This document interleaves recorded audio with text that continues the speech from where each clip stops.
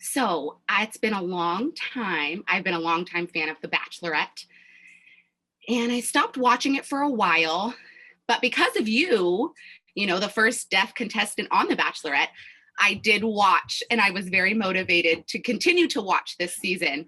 And it was a pleasure just to see your experience on The Bachelor. And I'm sure this is the $1 million question, but what was it like being on that? Like, not necessarily as a deaf contestant, but just to be on the show with other women, how was that? Yeah, it was definitely quite the experience. I don't think anything can really prepare you for it. Because I think I went in kind of with a really simple mindset of, I'm here for Matt, explore that relationship with him, kind of what you see on the camera as the audience. But when you're on the other side of the camera, it's so different. There's just so much time that you just didn't realize it goes into it, the friendships with the other women.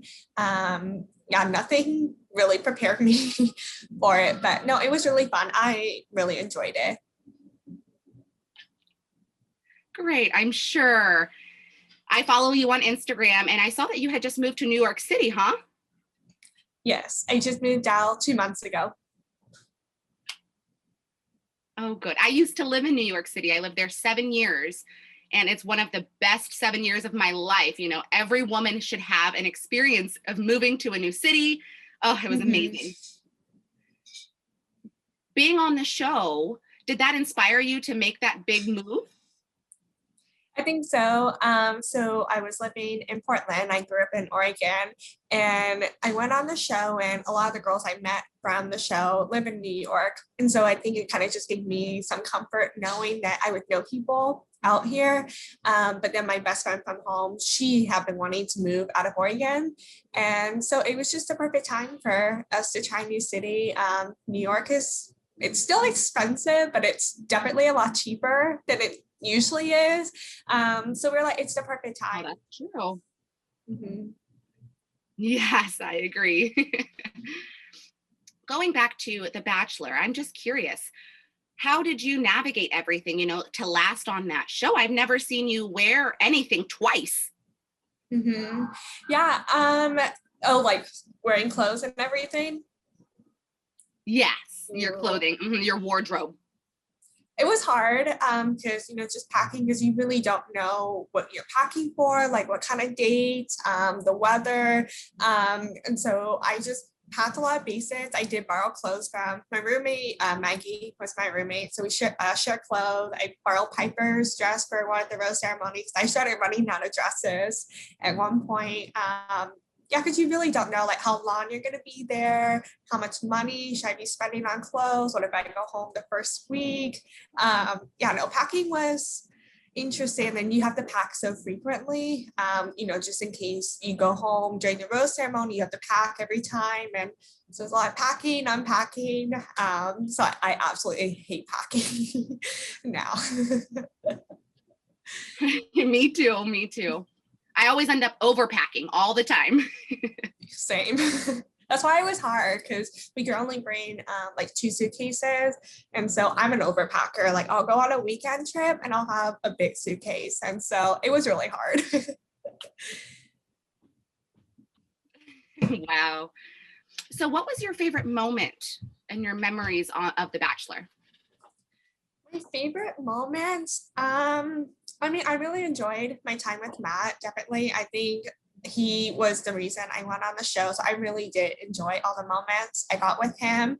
And then as funny as it is for me to admit now, I actually really did enjoy the group dates. I think when you're on the show, you're frustrated that you're going on all these group dates because I really wanted that one-on-one time with him.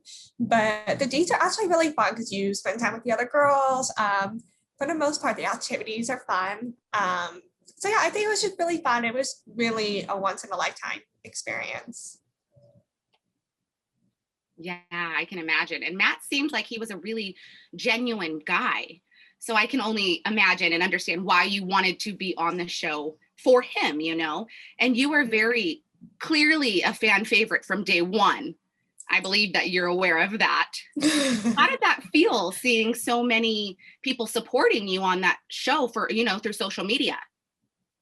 I just remember when I got my phone back when I left, when I got sent home and I turned on my phone and I saw everything, I was blown away just because I think I kind of forgot how many people watched the show. And then I really wasn't expecting to um, have so many people be supporting me.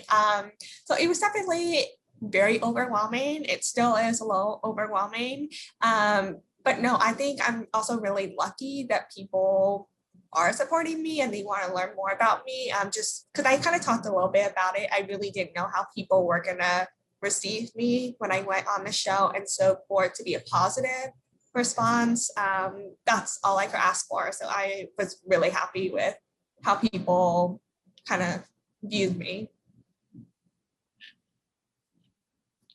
When you were watching the show, after they edited it, did you feel that they accurately portrayed you throughout The Bachelor? Yeah, I was really happy in terms of my edit. I'm really glad that they showed a lot of the conversations I had with Matt, about my hearing loss and kind of the harder conversations. But at the same time,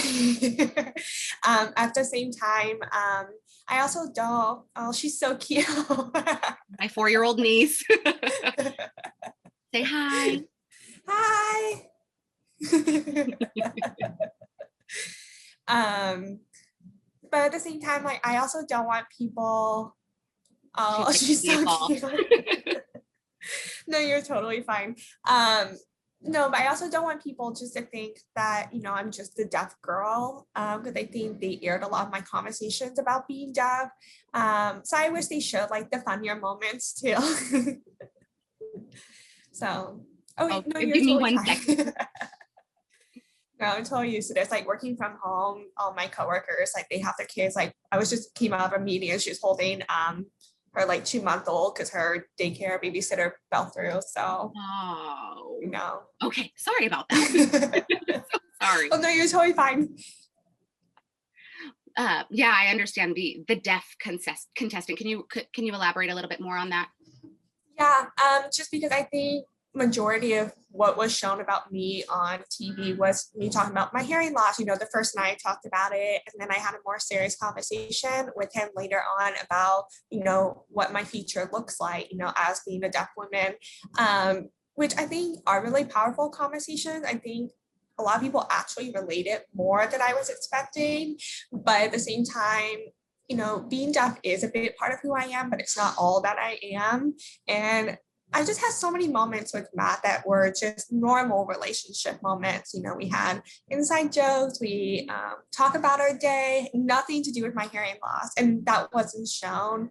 And so I just don't want people to think that I was, I don't know what's the term, like only talking about my, disability with him, which I wish they showed a little bit more of that, but.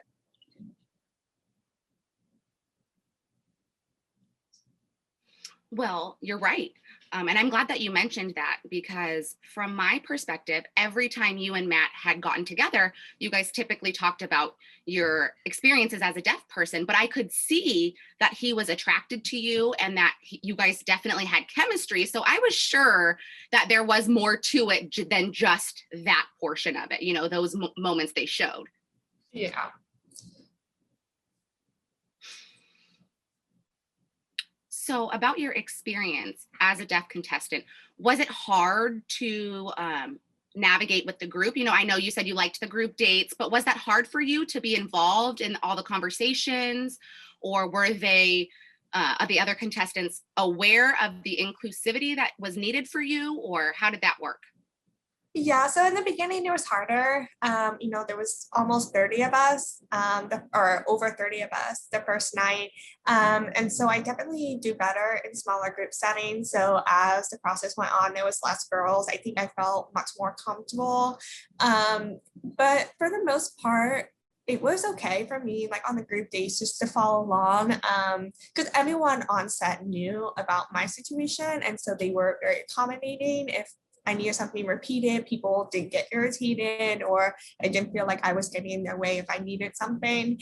But yeah, I think the first group date was probably the hardest time for me in terms of, with my hearing loss, because I think there was 18 of us on that group date, and we had to go run around and put on the wedding dresses. And normally, like when I would talk to Matt, it's chaotic. But it was normally when I'm talking to Matt, it's one-on-one, and so it's super easy. But there was a lot of downtime when we put our dresses on and we were waiting to do the photo shoot. And so it was another opportunity to talk to Matt. But we were like in these bigger groups, and girls are, trying to talk to him. There's a lot of chatter, and I just couldn't say anything. And so that's why I told him later that night that, I don't want you to think I'm not interested. Like, I was trying really hard. I just couldn't pick up anything. And so then that's why the ear signal thing started. Cause I was like, well, if I get like in a situation like that again and I can't hear, like, I'll just do this, and that I'm paying attention to you. So that's kind of how that whole thing started. I did see that, and I thought that that was a super cute code between the two of you, that little ear wiggle. That was really cute. And I did see your interview with Renka from the Daily Mhm. Moth. And you did mention briefly about your identity as a deaf person. And you had mentioned something about how you felt that it was important to mention that, as you identify as a deaf person, but not culturally deaf. So I'm curious if you have gotten any responses back from that regarding the deaf and hard of hearing community. Yeah, so when that came out, again, I was just a little nervous, how people were going to respond to that. But again, it was all positive. I think when I remember when my cast photos first came out and it said, oh, she uses a cochlear implant.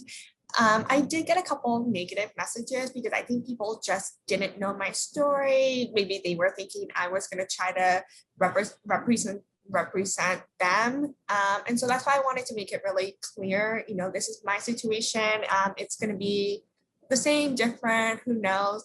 But I think once people kind of heard me explain it with Renee on the Daily Moth, I think they understood. And so it was all positive. I think in no way, I think, are people shunning me in any way from the deaf community, but I think once they understand, this is my situation, kind of how I was raised. And I think if anything, they were like, we hope that she can pick up sign language, learn more about us. And they seemed very welcoming after that interview. Yeah.